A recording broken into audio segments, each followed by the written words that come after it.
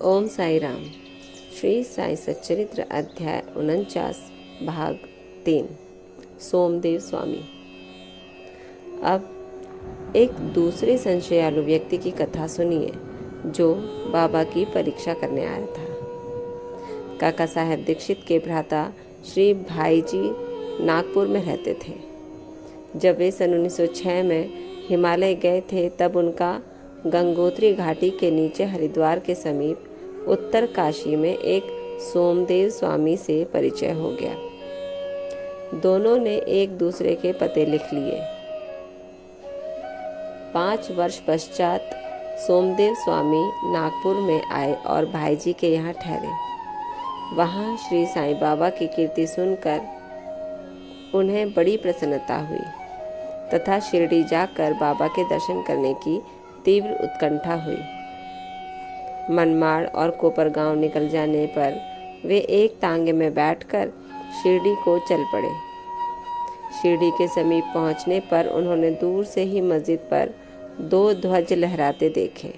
सामान्यतः देखने में आता है कि भिन्न भिन्न संतों का बर्ताव, रहन सहन और बाह्य सामग्रियां प्रायः भिन्न प्रकार की रहा करती हैं, परंतु केवल इनसे ही संतों की योग्यता का आकलन कर लेना बड़ी भूल है।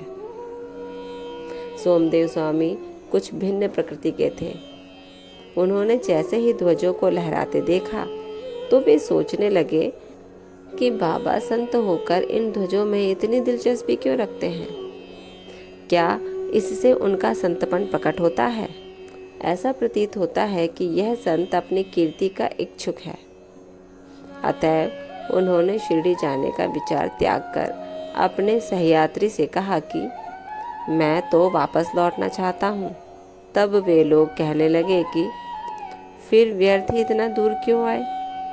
अभी केवल ध्वजों को देखकर तुम इतने उद्विग्न हो उठे हो, तो जब शिरडी में रथ, पालकी, घोड़ा और अन्य सामग्रियां देखोगे तब तुम्हारी क्या दशा होगी? स्वामी को अब और भी अधिक घबराहट होने लगी और उसने कहा कि मैंने अनेक साधु संतों के दर्शन किए हैं, परंतु यह संत तो कोई निराला ही है जो इस प्रकार ऐश्वर्य की वस्तुएं संग्रह कर रहा है। ऐसे साधु के दर्शन ना करना ही उत्तम है।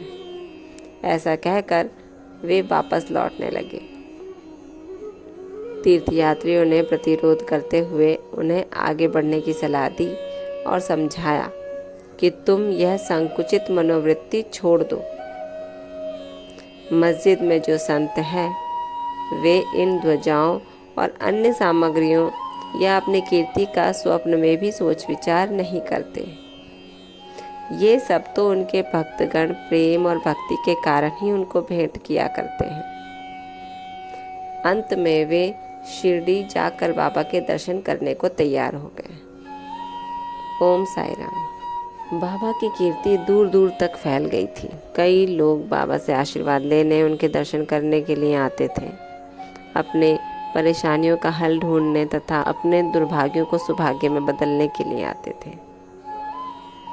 और जिन्हें फल मिलता, बाबा का आशीर्वाद मिलता या थोड़ी सी भी खुशी उन्हें मिलती तो अब वो भेंट चाहे वो सस्ती हो या महंगी, उस पर भक्तों को किसी चीज़ की कोई आशंका नहीं थी। शिरडी में बाबा की मस्जिद में भक्तों के प्रेम स्वरूप भेंट जो उन्हें मिलती थी, उन्हीं से पूरा शिरडी जगमगाता रहता था।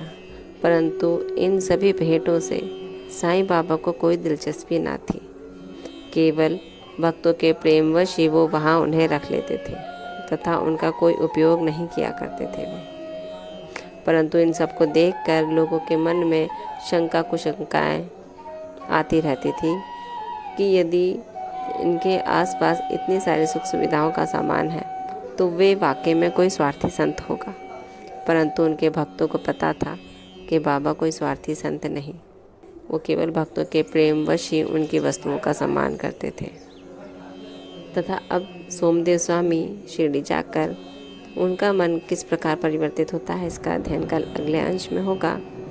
भाग 3 सोमदेव स्वामी के दूसरे अंश में। इसी के साथ ये अंश यहीं समाप्त होता है।